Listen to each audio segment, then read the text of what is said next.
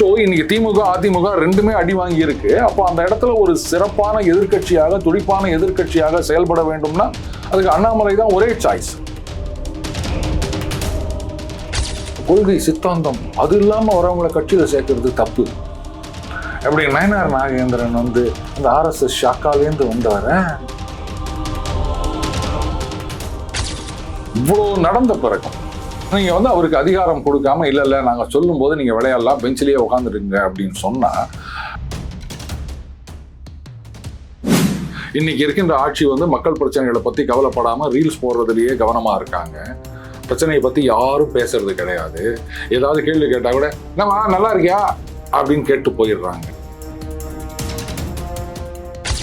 4 பேருக்கு நல்லதுன்னா எதுவுமே அந்த 4 பேர் யாரு? 4 பேர் தான் குழந்தைங்களா? இவ்வளவு தூரம் அவருடைய கருத்துக்களை எல்லாம் தள்ளி வைத்து விட்டு கட்சி கட்டுப்பாட்டுக்காக அப்பவே சொன்னார் எடப்பாடியை முதலமைச்சராக்க வேண்டும்னு. அவ்வளவு தூரம் இறங்கி வந்திருக்காரு ஒத்துரும் போது அப்ப அவர் மேல சந்தேகப்பட்டுங்க. கடந்த 5 வருஷமா சைலண்டா இருந்த ஒருத்தர் சனாதன ஒழிப்பு அப்படின்னு கபால்னு இப்ப களத்துல இறங்கி இருக்காரு. எவன் இருக்கா? கோவன்னு ஒருத்தர் இப்பதான் வந்து இறங்கிக்கிறாரு. எதுக்காக? இப்படி எல்லாம் வந்து ஆளுங்கட்சிக்கு எதிராக ஒரு பிரஷர் கொடுக்கறது. அவங்க நடவடிக்கை எடுத்தாங்கன்னா பாத்தீங்களா, அவங்க பாசகவோட சேர்ந்துட்டாங்க. அண்ணாமலை அவர்கள் தான் உங்களுக்கு இருக்கின்ற ஒரே ஹோப். வேற வழியே கிடையாது தமிழக பாஜக.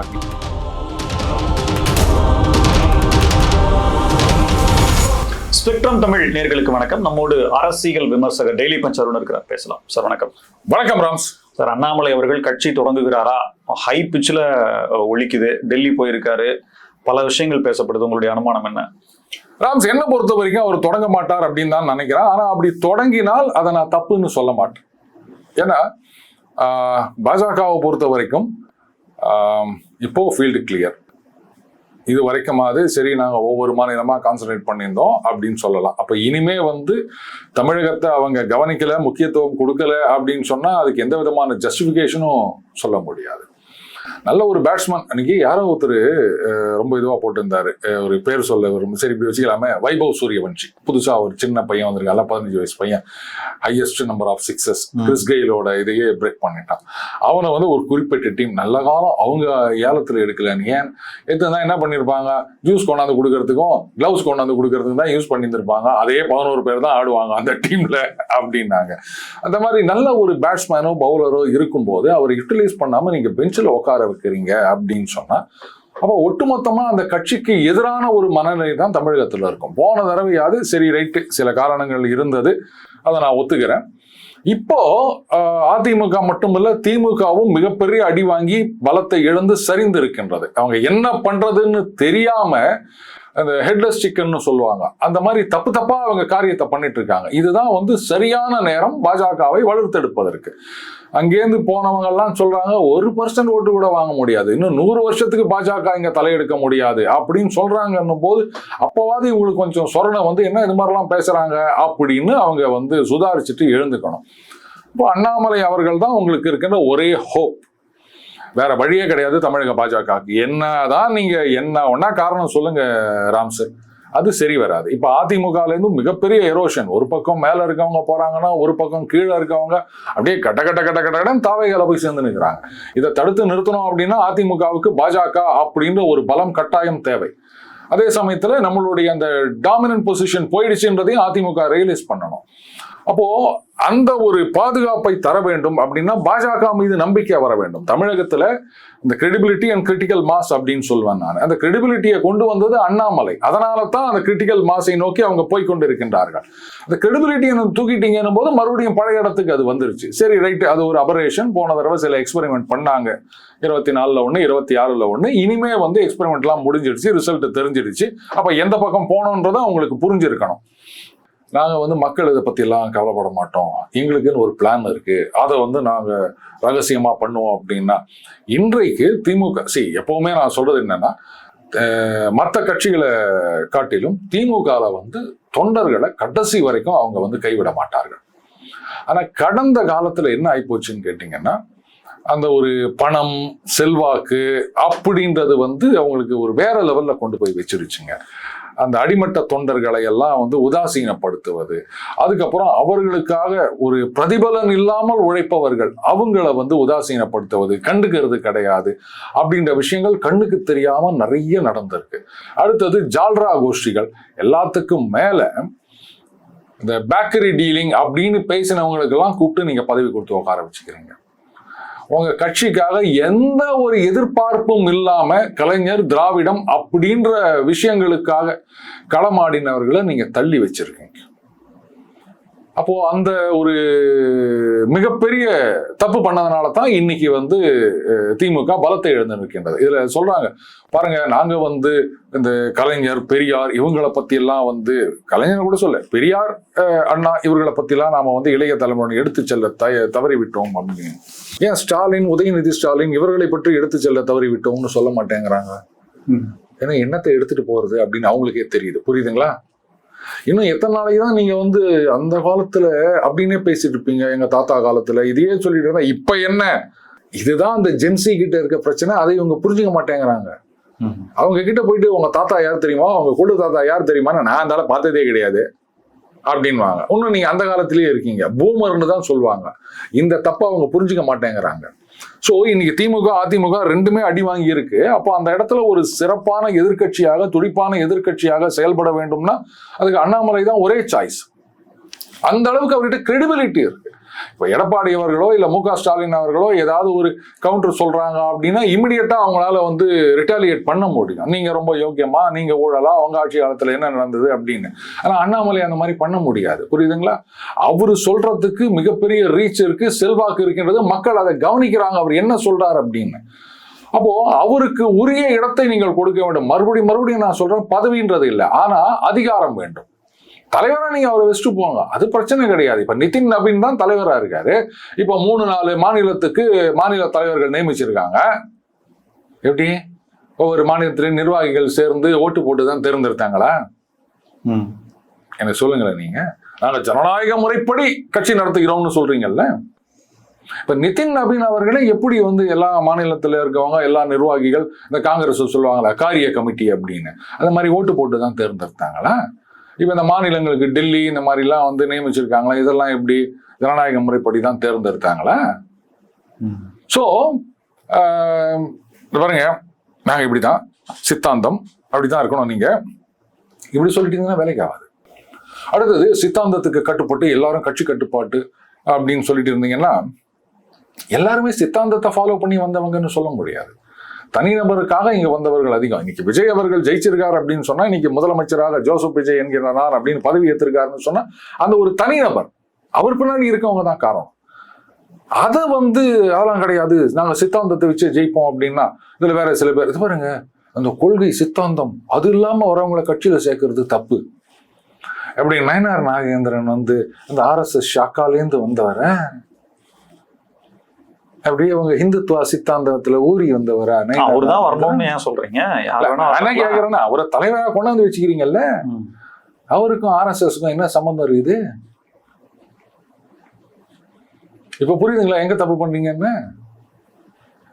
சோ இப்போ அண்ணாமலை அவர் அந்த கோரிக்கையை வச்சாரா என்னன்னு தெரியாது. பட் நான் அதான் சொல்லிட்டு இருக்கேன், முழு அதிகாரம் கொடுக்கப்பட வேண்டும். அந்த அண்ணாமலை கோரிக்கை வச்சாரா என்னன்னு தெரியாதுன்னு சொல்றீங்க இல்லையா? அதுக்கு சப்போர்ட்டிவா நான் சில விஷயங்கள் சொல்றேன். என்னன்னா, இந்த CBSEல 3rd லாங்குவேஜ் கொண்டு வரதுக்காக முதல் குரலை மத்திய அரசுக்கு எதிராக, அது அப்படிதான் எடுத்துக்கணும், எதிராக அவர் சொல்றாரு. அதுல ஒரு நியாயம் இருக்கு. அதுல அவங்களே ஆமா தப்புன்னு ஒத்துக்கிற அளவுக்கான நியாயம் இருக்கு. அது ஒண்ணு சொல்றாரு. டெல்லி போகும்போது டெல்லி போய் யாரை பாக்குறாருன்னா நிதின் நபீனை பாக்குறாரு. அவர் யாருன்னா பாஜக தலைவர். சோ அவரை ஏன் பார்க்கணும் அப்படின்ற ஒரு கேள்வி. பர்மிஷன் வாங்குறாரா அப்படின்ற அங்க ஒரு கேள்வி. போகும்போது எஸ்கார்ட்ஸ் யாரும் போகல அப்படின்ற கூடுதல் தகவல்.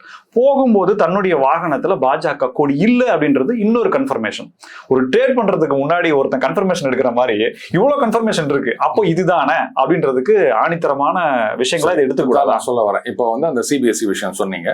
இப்போ இப்படி யோசிச்சு பாருங்க, அண்ணாமலை அவர்கள் இந்த விஷயத்தை வந்து எடுக்காம இருந்தாலோ இல்லை எதுக்கு இதை பொது வெளியில பேசி அவங்களுக்கு ஒரு சான்ஸ் கொடுக்கணும், அதனால காதும் வச்ச மாதிரி நம்ம லெட்டர் எழுதுவோம் அப்படின்னு பண்ணியிருந்தாலோ, இங்க தாவேகாவோ திமுகவோ இதை பார்த்துட்டு அதுக்கப்புறம் அவங்க வந்து இதை பத்தி ஒரு இஷ்யூ ஆக்குறாங்க, அதுக்கப்புறமா இந்த சர்க்குலரை வித்ட்ரா பண்றாங்கன்னு சொன்னா பாத்தீங்களா, இப்ப ஏற்கனவே அந்த பருத்திக்கு இறக்குமதிய வரியை குறைக்க வேண்டும் அப்படின்னு முதலமைச்சர் அவர் எழுதுறாரு, அவங்க 11% வரியை குறைக்கிறாங்க, பாத்தீங்களா தாவேகா சாதித்து விட்டது அப்படின்றாங்க. அப்ப அந்த கிரெடிட்டை நீங்களா அவங்களுக்கு தூக்கி கொடுக்குற மாதிரி இல்ல, இந்த சர்க்குலர் மிகப்பெரிய தவறுன்றது எல்லாருக்கும் தெரியும். இப்ப இவர் ஓப்பனா பேசிட்டதுனால இன்னி வரைக்கும் தாவேகா திமுக இதை பத்தி பேசவே இல்லை, கவனிச்சிங்களா? சோ இதை வித்ட்ரா பண்ணா கூட கிரெடிட் அண்ணாமலைக்கு தான் போவோம். சொந்த கட்சிக்காரங்களே மத்திய பாருங்க, இதுதான் நான் சொல்றேன், சொந்த கட்சின்றதுக்காக நீங்க எல்லாத்துக்கும் முட்டு கொடுத்துட்டீங்கன்னா அப்புறம் காங்கிரஸ் மாதிரி திமுக மாதிரி தான் போகும். எந்த கட்சியிலையும் ஈவன் பாஜகலையுமே வேற எந்த நபரும் செய்யறது இல்ல, ஆனா அண்ணாமலை மட்டும் செய்யறாரு. இப்படித்தாங்க இருக்கணும்.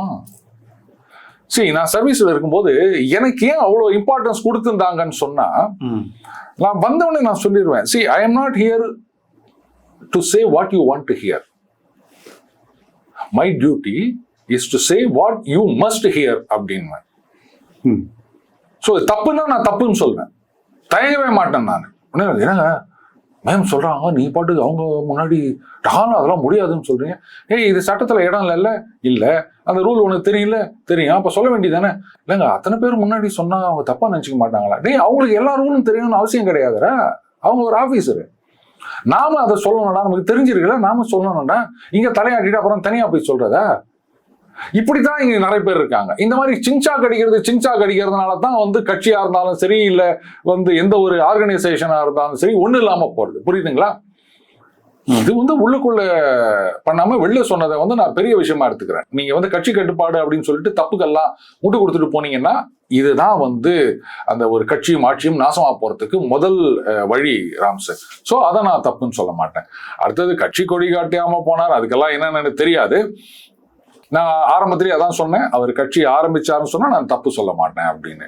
ஏன்னா இவ்வளவு நடந்த பிறகும் நீங்க வந்து அவருக்கு அதிகாரம் கொடுக்காம இல்ல நாங்க சொல்லும் போது நீங்க விளையாடலாம் பெஞ்சிலேயே உட்காந்துருங்க அப்படின்னு சொன்னா அவருடைய லாயல்டி பார்ட்டிக்கு அப்படின்றதையும் நீங்க சொன்ன இதுவே ஒரு காரணம். நான் சொன்னதுக்கெல்லாம் எதுவுமே இல்ல நீ அங்கதான் உட்காந்துருக்குன்னு சொல்றாங்க இல்லையா, அப்ப நான் ஏன் இங்க இருக்கணும், நான் தனியா ஆரம்பிக்கிறேன், அதுவே ஒரு காரணம். அதைத்தான் நான் சொல்ல வரேன். ஏன்னா லாயல்டி டு த பார்ட்டி அது ரொம்ப ரொம்ப முக்கியம். ஆனா அதை விட முக்கியம் loyalty to the people of the nation. இந்த சிபிஎஸ்இ விஷயத்துல அவர் குரல் கொடுத்ததுக்கும் இதுதான் காரணம். அந்த மக்களுக்கான விசுவாசம், மக்கள் நலன் மீது இருக்கும் அக்கறை, அதனால தான் அவர் குரல் கொடுத்தாரு. அதே மாதிரிதான் இவங்க அதை ஒத்துக்காம போனாங்க அப்படின்னு சொன்னா அப்போ லாயல்டி டு த பீப்புள் தான் வந்து ப்ரிஃபரன்ஸ். ஸோ அப்போ பாஜக பெரிய தவறுத்து விட்டார்கள் அப்படின்னு தான் நான் சொல்லுவேன். இந்த இடத்துல அண்ணாமலை என்ற தனி மனிதனுடைய முடிவும் அவங்களுடைய விஷயம் தான் இங்க மேலோங்கி பார்க்கப்படுது. கட்சியினுடைய கட்டுப்பாடுகள் கொள்கைகள் அப்படின்றது இங்க பார்க்கப்படலை. அப்படின்றப்போ அண்ணாமலைக்கு உயரிய பொறுப்பு கொடுத்து அவங்க பாஜக வச்சிருந்தாலுமே கூட ஏதோ ஒரு சர்டன் பீரியட்ல அண்ணாமலை அப்படின்றவர் தான் உயர்ந்தவராக இருப்பார், தனிப்பட்ட அண்ணாமலை தான் உயர்ந்தவராக இருப்பார், பாஜகன்றது அவருக்கு செகண்டரி தான் இருக்கும் அப்படின்றத அவர் சொல்றாருன்றது இருந்து எடுத்துக்கலாம்ல. அப்ப ஏன் பாஜகல அண்ணாமலை இருக்கணும் அப்படின்றத அவங்க மேலிடம் நினைக்கலாம் இல்லையா? இன்னைக்கு மோடி பேரை சொல்லாம பாஜக எந்த தேர்தலையாவது போட்டி போடுறாங்களா? மோடி வந்து பாஜக வேற பீப்புள் வேறன்னு பார்த்து பிரிச்சு பாக்குறாரா? பாஜக கட்சி அதுக்கு நல்லதா இல்ல பீப்புளுக்கு நல்லதா அப்படின்றது ஏதாவது பேசுறாரா அவரு? இப்ப நீங்க சொல்றீங்களா இந்த சிபிஎஸ்இ விஷயத்துல அந்த மாதிரி அவர் ஏதாவது நடந்திருக்காரா? ஏதாவது பாஜகவுடைய கொள்கையை நேஷன் ஃபர்ஸ்ட்னு சொல்லுவாங்க, பார்ட்டி நெக்ஸ்ட், அதுக்கப்புறமா தான் இண்டிவிஜுவல் அப்படின்னு சொல்லுவாங்க. ஸோ மக்கள் நலன் தான் முக்கியம். நேஷன் அப்படின்னும் போது அந்த ஒரு பார்டர் சேர்ந்த மேப் கிடையாது, மக்கள், அதுதான் நேஷன் அப்படின்னு சொல்றது. அப்போ அதே மாதிரி ஃபர்ஸ்ட் நேஷன், அதுக்கப்புறம் பார்ட்டி, அதுக்கப்புறம் இண்டிவிஜுவல். கட்சி கட்டுப்பாடு அப்படின்னு சொல்லிட்டு மக்கள் நலனை பத்தி நீங்க கண்டுக்காம இருக்கீங்க. இன்னைக்கு இருக்கின்ற ஆட்சி வந்து மக்கள் பிரச்சனைகளை பத்தி கவலைப்படாம ரீல்ஸ் போடுறதுலயே கவனமா இருக்காங்க. பிரச்சனையை பத்தி யாரும் பேசுறது கிடையாது. ஏதாவது கேள்வி கேட்டா கூட நம்ம நல்லா இருக்கியா அப்படின்னு கேட்டு போயிடுறாங்க. அப்போ இந்த மாதிரி இருக்கின்ற நிலைமையில நாம தான் வந்து ஒரு எதிர்கட்சியாக செயல்பட வேண்டும். அந்த மாதிரி செயல்படாம கையை கட்டி போட்டுருந்தீங்கன்னா நேஷன் ஃபர்ஸ்ட்ன்றதான உங்களுடைய மோட்டோ, அதை நான் ஃபாலோ பண்றேன் அப்படின்னு சொன்னா என்ன தப்பு இருக்க முடியும்? பக்கா சார், நீங்களே ஸ்டெப்னு கொடுத்துறீங்க.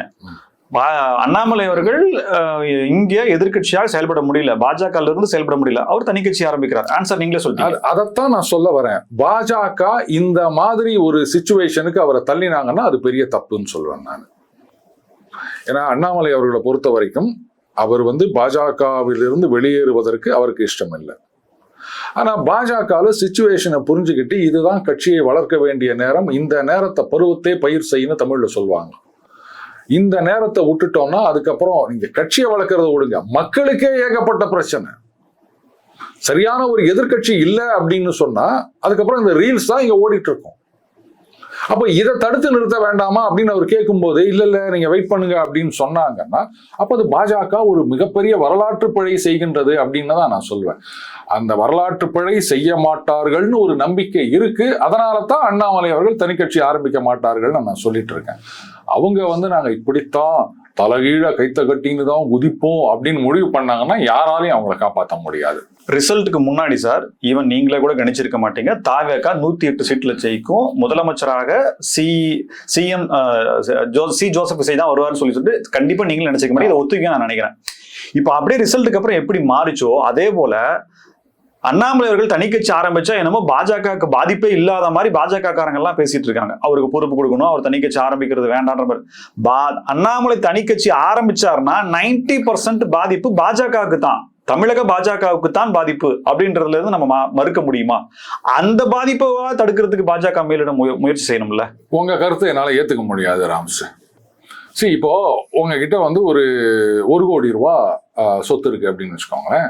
அதுல ஒரு 90 லட்சம் ரூபா லாஸ் ஆயிடுச்சு அப்படின்னு சொன்னா நீங்க எப்படி ஃபீல் பண்ணுவீங்க? ஐயோன்னு ஃபீல் பண்ணுவீங்க இல்லையா? உங்ககிட்ட ஒரு 50 ரூபா இருக்கு, அதுல ஒரு 45 ரூபா போயிடுச்சு அப்படின்னு சொன்னா இருக்கிறது 50 ரூபா, அதுல 45 ரூபா போனா என்னன்ட்டு தானே நம்ம போவோம். தொகை கம்மி தான், பர்சன்டேஜ் 3%. அது 2 ஆனா என்ன, 1 ஆனா என்ன, 18 இருந்தது இல்ல அண்ணாமலை, அதெல்லாம் இருந்தது இல்ல, அதெல்லாம் கழுத தேஞ்சு கட்டெரும்பாய் வந்துருச்சு இல்ல, அதை பார்க்கணும்ல. எங்களுக்கு பர்மனண்டா அந்த 2.3% தாங்க. வளரக்கூடாது நீங்க நினைக்கிறீங்க, அவ்வளவுதான். பாஜக வளரக்கூடாது, அதுதானே நாங்க ஆரம்ப காலத்துல இருந்து எவ்வளவு கஷ்டப்பட்டு அந்த 3 அப்படின்றத மெயின்டைன் பண்ணிட்டு இருக்கோம். சில பேர் சொல்லுவாங்க அது பாருங்க என்னங்க ஸ்லிம்மா இருக்கீங்கன்னா, அதாவது ரொம்ப நாளா அதே வெயிட்ட மெயின்டைன் பண்ணிட்டு இருக்கேன். இவர் உள்ள இருந்து மக்கள் நலனுக்காக சிபிஎஸ்இ பத்தி கொள்கையை பத்தி சொன்னா பாஜகவுக்கு எதிரானவர். ஆனா பாஜக வளரக்கூடாதுன்னு பாஜகவில் இருந்துட்டே நலன் உரிமைகள் போஸ்டிங்க வாங்கிட்டு அங்கே இருப்பாங்க. ஆனா அவங்க பாஜக இருப்பாங்க, அவங்க தான் கட்சியை வளர்ப்பாங்க. இதுதான் பாஜக. பாஜக வளரக்கூடாதுன்னு நாங்க சொல்லலைங்க. அந்த 4 பேருக்கு நல்லதுன்னா எதுவுமே அந்த 4 பேர் யாரு? 4 பேர் தான் குழந்தைங்க இல்ல. அந்த 4 பேர் 4 விதமா யோசிச்சுதான் இன்னைக்கு 4ஆசிலியா போய் நிக்குது அந்த கட்சி. இப்ப அந்த 4 தொகுதிக்கு இடைத்தேர்தல் வேற வரப்போகுது. அதுல அந்த 4 நால்வர்கள் போட்டிட்டு மறுபடியும் வரலான்னு கூட நினைக்கலாம். ஒரு விஜயை இன்னொரு விஜயை பார்க்கிறார் அப்படின்லாம் வேற இன்னும் சொல்லி நிற்கிறாங்க. இவங்களெல்லாம் வச்சுன்னு நீங்க கட்சி நடத்தணும் அப்படின்னு சொன்னா சரிப்பட்டு வருமா? நானா இருந்தேன்னா ஐயோ இது பாருங்க நான் கட்சி ஆரம்பிக்கிறேன், அந்த அண்ணாமலை அவர்கள் இடத்துல நான் இருந்தேன் அப்படின்னு சொன்னா கட்சி ஆரம்பிக்கிறேனோ இல்லையோ தயவு செஞ்சு என்னை விட்டுருங்க. நான் பாட்டு எங்கேயாவது ஒரு மூலையில் போய் உட்காந்துக்கின்னு பழைய கதை புஸ்தகங்கள்லாம் எடுத்து வச்சு நான் படிச்சு நிற்கிறேன், இந்த விளையாட்டுக்கே நான் வரல அப்படின்னு நான் ஓடி போயிருப்பேன். எவ்வளோதான் நம்ம சொல்கிறோம். சிம்பிள் ராம்சன் அவனேன்னு சொல்லிட்டா சில நேரங்களில் ஒருத்தர் ஒரு ஆர்கனைசேஷன் அப்படின்னு வச்சுட்டோமே, ஒருத்தர் நல்லா பெர்ஃபார்ம் பண்ணிட்டு இருக்கார், எல்லாத்தையும் சமாளிக்கிறார் அப்படின் போது கூட இருக்கவங்களுக்கு ஒரு கடுப்பு இருக்க தான் செய்யும். அப்போ ஒரு சேஞ்ச் என்ன பண்ணுவாங்க, சரி ரைட்டு இந்த தடவை இவனை ஒதுக்கிட்டு அப்பா எல்லாரும் உன்னை கரிச்சு கொட்டின்னுக்கிறாங்க, நீ கொஞ்சம் ஒதுங்கி நில்லு, அவங்க கிட்ட பொறுப்பை கொடுப்போம் அப்படின்னு சொல்லிட்டு கொடுக்குறாங்க. அவனுங்க சொதப்பிடுறானுங்க. இப்போ என்ன பண்ணுறதுன்னு தெரியாமல் டேமேஜ் கண்ட்ரோலுக்கு மறுபடியும் அவரை கூப்பிடுறாங்க அப்படின்னும் போது அப்போ அவர் என்ன சொல்வாரு, சரி நான் எல்லாத்தையும் சரி பண்ணுறேன், அவங்களெல்லாம் ஒதுங்கி போய் நிற்க சொல்லு, ஒரு பையன் இங்கே உள்ள தலையிடக்கூடாது, எப்படி டீல் பண்ணணும் யாரை வச்சு பண்ணணும்னு எனக்கு தெரியும், ஆனால் இவங்க மறுபடியும் உள்ள கலாய்ச்சானுங்கன்னா சரிப்பட்டு வராது அப்படின் போது அப்போ அந்த அட்மினிஸ்ட்ரேஷன் ஒத்துக்கும், அதான் உங்ககிட்ட பொறுப்பை குத்தன்ல, சொதப்பி இப்போ இவ்வளோ பெரிய பிரச்சனைகளை சிக்கலை கொண்டு நிறுத்தி வச்சுக்கிறல்ல, ஓரமாக போய் உட்காரு, யாரும் கிட்ட வராது, அவன் எல்லாத்தையும் பார்த்துப்பான் அப்படின்ட்டு அவனை கொண்டு வந்தா அந்த பிரச்சனையை சரி பண்றதோட இல்லாம இன்னும் சரியா பண்ணுவாங்க. இது என்னுடைய லைஃப்ல நடந்திருக்கு. அதைத்தான் நான் சொல்றேன். நீங்க 11ல போனதை மறுபடியும் கொண்டாந்து பரமபதம் மாதிரி இறக்கி விட்டீங்க. இப்ப அதை சரி பண்ணணும்னு சொன்னா ஓரமா போய் நில்லுங்க. சும்மா நான் சீனியரு அப்படின்ட்டு கோஷம் போட்டுட்டு இருக்க கூடாது. அப்படி ஒதுங்கி இருக்கிறதா இருந்தா நான் இதை எடுத்து நடத்துறேன், இல்லாட்டா எனக்கு விட்டுருங்க. யாரா இருந்தாலும் இதைத்தான் சொல்லுவாங்க. ஏத்துக்கன்னா வச்சுக்கங்க, இல்லாட்டா நஷ்டம் உங்களுக்கு தான், லாபம் யாருக்கு அது வேற விஷயம். அதுக்கப்புறம் பாஜக தமிழகத்துல தலை நிமிர முடியாது, எழுதி வச்சுக்காங்க. தமிழ்நாடு பாஜகன்னா நிறைய முகங்கள் இருக்கு. பொன்னார் இருக்காரு, நம்ம முன்னாள் கவர்னர் தமிழிசை சவுந்தரராஜன் இருக்காங்க, நயினார் நாகேந்திரன் இருக்காரு, வானதி சீனிவாசன் இருக்காங்க. இவங்க இன்னும் பலர், நான் பேரை விட்டுருந்தா கூட ஓகே. கேடி ராகவன் அவர்கள். கரெக்டா சொன்னீங்க. கேடி ராகவனுடைய கேரியரை காலி பண்ணது யாரு, அது என்ன ட்ராப் வைக்கப்பட்டது அப்படின்ற பல கேள்விகள் இருக்கு. இப்போ நீங்க சொல்றபடி நடந்தா தமிழக பாஜகனா அண்ணாமலை, அவ்வளவுதான், முடிஞ்சு போச்சு. அதுக்கப்புறம் செகண்ட் வேற யாரு, அதெல்லாம் எதுவும் கிடையாது, அண்ணாமலை அவ்வளவுதான். எதா இருந்தாலும் டெல்லி தலைமை அண்ணாமலை, டெல்லி தலைமை அப்படிதான் இருக்கும். மற்ற குறுநில மன்னர்களாகவோ, நான் ஏன் அந்த வார்த்தையை உபயோகப்படுத்தேன்னா ஏரியாவுக்கு ஒருத்தரோ இல்ல வேற ஏதாவது அந்த அதிகார பரவல்ங்கிறதே இருக்காது.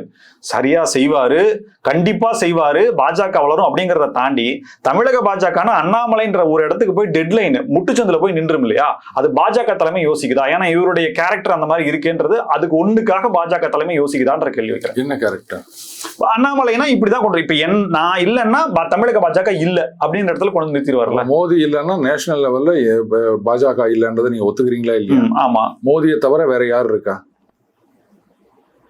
அப்ப அங்க அது சரின்னு சொல்றவங்க இங்க வந்து இதை தப்புன்னு சொல்றீங்க. ஏத்துக்க முடியலையே சார், மாநிலத்துல ஏத்துக்க முடியல. அதுதான் ஏன்னு கேக்குறேன். நேஷனல்ல ஏத்துக்க முடியல, மாநிலத்துல ஏத்துக்க முடியலையே. இதுக்கு நான் ஒரு பேரலல் சொல்லவா? காங்கிரஸ்ல வந்து இந்திரா காந்தி அவங்கதான், அவங்கள தவிர்த்து மாநிலத்துல யாரையும் வளர விட மாட்டாங்க. யாராவது ஒருத்தர் வளர்ந்தாங்கன்னு சொன்னா கபாலும் சென்ட்ரல் மினிஸ்டரா வந்துரு அப்படின்னு கூப்பிட்டு உட்கார வச்சுப்பாங்க. எங்க வந்து இவன் பெரிய ஆளாயிட்டு நமக்கு போட்டியா வந்துருவானோ அப்படின்னு சொல்லிட்டு. இப்படி மாநிலத்துல யாரையும் வளர விடல காங்கிரஸ். இங்க மத்திய பிரதேசத்துல ஜோதிராதித்ய சிந்தியா, ராஜஸ்தான்ல வந்து சச்சின் பைலட்டு, இப்படி ஒவ்வொரு மாநிலத்திலையும் ஒவ்வொருத்தரையும் இவங்களே கட்டம் கட்டினாங்க.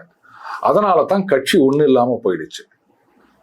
சம் ஆஃப் ஆல் ஸ்டேட்ஸ், அதை முதல்ல புரிஞ்சுக்கணும். மாநிலங்கள்ல கட்சி வலுவாக இருந்தால் மட்டும்தான் நேஷனல் லெவல்ல நீங்க வந்து தொடர்ந்து ஆட்சிக்கு வர முடியும். அப்போ மாநிலத்துல வலுவா இருக்கணும்னா எப்படி தேசிய அளவுல வந்து அந்த ஒரு கரிஸ்மேட்டிக் லீடரோ அந்த மாதிரி ஒவ்வொரு மாநிலத்திலையும் ஒரு கரிஸ்மேட்டிக் லீடர் வேணாமா? நீங்க சொல்றது கரெக்ட் சார். ஆனா இவரு எல்லா விஷயமும் செஞ்சுட்டு கடைசி வரைக்கும் பாஜக கூடவே இருப்பாருன்றது நம்பிக்கை மேலிடத்துக்கு வரலையோன்ற சந்தேகம் வருது இல்ல. இப்பவே அண்ணாமலைக்கு தான் நாங்க பாக்குறோம், பாஜகவுக்கு பாக்கலன்னு நிறைய பேர் இப்பவே நிக்கிறாங்க. நீங்களே அப்படிதான் பேசுறீங்க. அப்படி இருக்கும்போது அண்ணாமலை எப்ப வெளியில போறாரோ அப்ப பாஜகவும் அவ்வளவுதான், ஜீரோ, மறுபடியும் அந்த 3% இருந்து ஆரம்பிக்கும். அவர் வெளில அது டேமேஜ் தானே. அப்ப வெளில போறதுக்கு என்ன காரணம்? நீங்க ஒரு அச்சீவ் பண்ணதுக்கு அப்புறம் டிமாண்ட் இன்னும் ஒரு ஜாஸ்தி பண்ணுவார்ல அண்ணாமலை. இப்பவே ஒரு டிமாண்ட் வைக்கிறாரு. ஒரு நிமிஷம். இப்போ 24ல அச்சீவ் பண்ணி காமிச்சாருன்னு ஒத்துக்கினீங்க, ரொம்ப சந்தோஷம். அவர் வந்து கட்சியை தனியாக எடுத்துக்கொண்டு செல்ல வேண்டும் அப்படின்னு நினைச்சாரு. நீங்க வந்து இல்ல கூட்டணின்னு சொன்னீங்க. கூட்டணினா நான் கட்சிக்கே வரமாட்டேன்னு வெளில போனாரா? நான் வந்து தடையாக இருக்க விரும்பவில்லை அப்படின்னு அவரே பதவியை ராஜினாமா பண்ணிட்டு போனார். சரி, அதுக்கப்புறம் நீங்க அவரை கட்டம் கட்டினீங்க. இருந்தாலும் அவரே என்ன சொன்னாரு? எடப்பாடி அவர்களை என்டிஏவின் முதலமைச்சர் ஆக்க வேண்டும்னு சொன்னாரா இல்லையா? அப்போ அவருடைய எதிர்ப்பையும் முழுங்கி விட்டு கட்சி கட்டுப்பாடு அப்படின்றதுக்காக எடப்பாடியை முதலமைச்சராக்க வேண்டும்னு சொன்னாரு. அவர் அசிங்கப்படுத்தின மாதிரி 6 தொகுதி 52 குழுவுல ஒரு குழுவா போட்டு அவ்வளவுலாம் நீங்க அசிங்கப்படுத்தினீங்க. இன்றைக்கு அன்றைக்கு இருந்த தலைமை, இன்றைக்கும் இருக்கின்ற தலைமை. அப்பவும் ஜென்டிலா இல்ல எங்க அப்பாவை பாத்துக்கணும்னு சொன்னாரே தவிர என்னங்க இந்த மாதிரி எல்லாம் போட்டு வச்சுக்கிறீங்க, இது தப்பா அப்படின்லாம் அவர் சொல்லல. அதுக்கப்புறம் அதை புரிஞ்சுக்கினே அந்த 52 குழுக்களையுமே கலைச்சிட்டாங்க. இதெல்லாம் நடந்ததா இல்லையா? சரி, அதுக்கப்புறம் இங்க அதிமுகவுடைய பிரச்சாரம் எடுபடவில்லை. ஃபுல் ஸ்விங்கில் அவங்க இறங்கலன்றதுனால மறுபடியும் அண்ணாமலை வந்து நீங்க தீவிர பிரச்சாரத்துல இறங்கணும்னு கேட்டுக்கினாங்க. அதிமுக வேட்பாளர்களும் அவரை கூப்பிட்டாங்க. எல்லாருக்கும் போய் பிரச்சாரம் பண்ணாரா இல்லையா? அப்போ அப்பெல்லாம் வெளில போகாதவர் இப்ப வெளில போறாருன்னா அவர் கேட்கறத நீங்க செய்யணுமா வேணாமா? இவ்வளவு தூரம் அவருடைய கருத்துக்களை எல்லாம் தள்ளி வைத்து விட்டு கட்சி கட்டுப்பாட்டுக்காக அப்பவே சொன்னார் எடப்பாடியை முதலமைச்சராக்க வேண்டும்னு. அவ்வளவு தூரம் இறங்கி வந்திருக்காரு ஒத்துருக்கும் போது அப்ப அவர் மேல சந்தேகப்பட்டுன்னு இவர் போயிருவாரோ. சரி, அப்ப நான் கேட்கிறேன், குஷ்பு அவர்கள் தேர்தலும் போது என்ன சொன்னாங்க? விஜய் அவர்களை எதிர்த்து நான் பேச மாட்டேன்னு சொன்னாங்க. எப்படி நீங்க அவங்க கட்சியில வச்சிருக்கீங்க? அதுக்கப்புறம் இந்த ஆட்சி அமைக்க அழைப்பது அப்படின்ற ஒரு இது வரும்போது இவருக்கு ஆதரவா ஒரு ட்வீட் போட்டாங்க, அவர் முதலமைச்சராக்க வேண்டும் அப்படின்னு. இவங்க முந்திக்கின்னு ஒரு ட்வீட் போட்டாங்க. அதுக்கப்புறம் முதலமைச்சர் அவர்களை போய் சந்திச்சு அப்ப வேற ஒரு பேட்டி கொடுத்து அது ஒரு பெரிய விஷயம் ஆச்சு. அண்ட் இங்க இருந்துக்கினே அண்ணாமலையை எதிர்த்தெல்லாம் கருத்து சொல்லியிருந்தாங்க அவங்க. இப்ப இதெல்லாம் நீங்க எப்படி பாக்குறீங்க? இதெல்லாம் கட்சி கட்டுப்பாட்டை மீறிய செயல் கிடையாதா? அப்ப அவங்கள மட்டும் நீங்க வந்து எதுவும் நடவடிக்கை எடுக்காம வச்சிருக்கீங்க. ஸ்ட்ரென்த் கம்மி இல்ல சார். குஷ்பு நாளைக்கு கட்சி மாறுறாங்களாவோ இல்ல வேற யாராவது மாறுறாங்கனாலும் பெரிய அளவுக்கு இழப்பு கிடையாது பாஜக. அப்போ அண்ணாமலை அவர்கள் கட்சி மாறினார் இல்ல வெளில போனார்னு சொன்னா பெரிய இழப்பு. ஆமா, அதனால நாங்க அவருக்கு எதுவும் பண்ண மாட்டோமா? பயம் கொடுக்குறாருல, பயம் கொடுக்குறாருல. சரி, பயம் கொடுக்குறாருன்னா அவர் என்ன பண்றாரு? வந்து ரைட்டு, இவங்களெல்லாம் வந்து தூக்கி ஜெயில போடுங்க, இல்ல அதை பண்ணுங்க, எனக்கு வந்து மத்திய மந்திரி பதவி கொடுங்க அப்படியா கேட்கிறாரு? நான் டெல்லிக்கே வரலன்றாரு. நான் தமிழகத்துல இருக்கேன், இங்க கட்சியை வளர்க்கணும், ஆட்சிக்கு கொண்டு வந்து நிறுத்தணும், அதைத்தானே பண்ணணும்ன்றாரு. கட்சியை வளர்க்கணும் தான் ஒரு மனுஷன் சொல்றா. இது பயமுறுத்தல? அப்ப கட்சியை வளர்த்தா உங்களுக்கு பயம். ஐயோ பாஜக வளர்ந்துச்சு அப்படி ஏதாவது பயம் இருக்கோ உங்களுக்கு? அதனாலதான் அவர் எங்க கட்சியை வளர்த்துற போறாரோ அப்படின்னு பயந்துக்குன்னு அவருக்கு நீங்க பொறுப்பு கொடுக்காம அதிகாரம் கொடுக்காம இருக்கீங்களோ? கேவலமா இல்ல இதெல்லாம்? இன்னொரு பாயிண்ட் ஆஃப் வியூ சார்.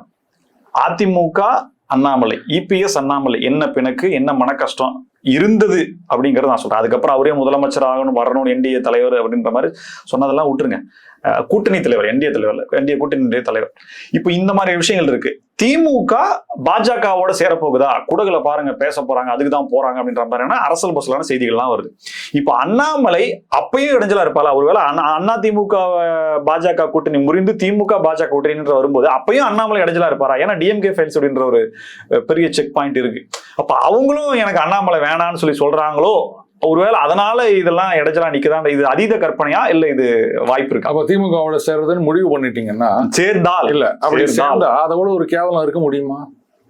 சனாதனத்தை ஒழிப்போம்னு சொல்றவங்களோட நீங்க போய் சேர்ந்துக்கின்னு திமுக தான் சார் அசிங்கம், பாஜக என்ன சார் அசிங்கம்? ஏடா அவ்வளவு தூரம் பேசி நீங்க தான் போய் சேர்ந்துட்டீங்கன்னு சொல்லிட்டு திமுக தானே சார் அசிங்கம்? பாஜக அசிங்கமே இல்ல. சனாதனத்தை ஒழிப்போம்னு சொல்றவங்களோட சேர்ந்துக்கின்னு நீங்க சனாதனத்தை வளர்க்க போறீங்க. இதே உதயநிதி ஸ்டாலின் அவர்களுக்கு எதிராக எத்தனை எஃப்ஐஆர் எத்தனை மாநிலங்கள்ல பதிவு செய்யப்பட்டிருக்கு, அதுல பாஜக காரங்க எத்தனை பேர் இருப்பாங்க? நாளைக்கு இவர் வந்து சேர்ந்த உடனே எஃப்ஐஆர் எல்லாம் வித்ட்ரா பண்ணிடுவாங்க. அப்ப அந்த தகவல்ல இருக்கக்கூடிய உண்மை என்ன, பொய்யா? அதைத்தான் நான் கேட்கிறேன். அப்ப என்ன வந்து சனாதன இது எப்படிங்க இது? அதாவது ஒரு கசாப்பு கடைக்காரரை கூப்பிட்டு வந்து அகிம்சா சங்கத்தை திறந்து வைக்கிற மாதிரி இருக்குது நீங்க சொல்றது.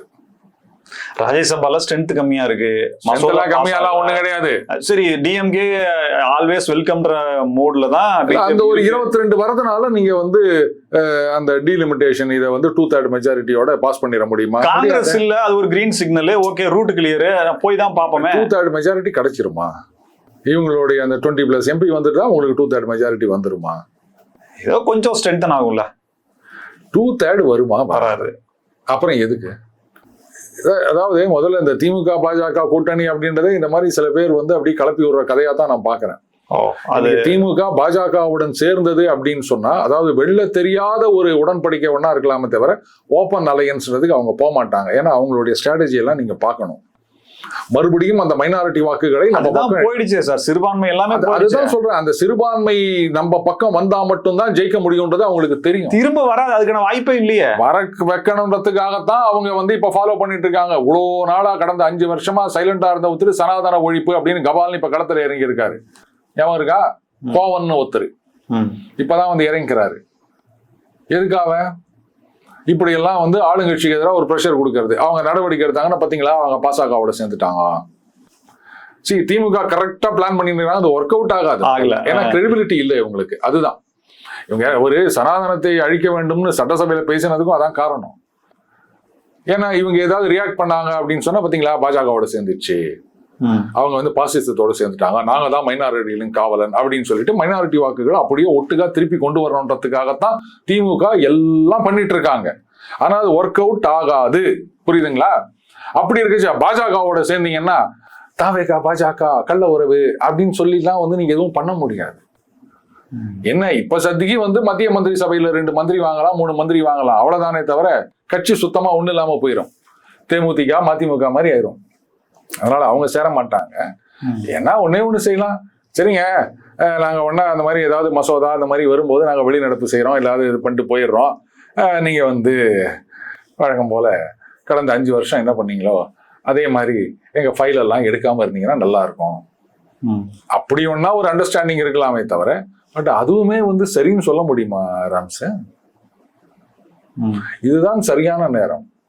2 பேரும் விழுந்திருக்கின்றார்கள் அப்படின்னும் போது சுத்தமா, அதாவது நோய், விரோதி, கடன், இதெல்லாம் வந்து வேரோடும் வேரடி மண்ணோடும் ஒன்றும் இல்லாமல் பண்ணணும்னு சாணக்கியர் சொல்லுவார்.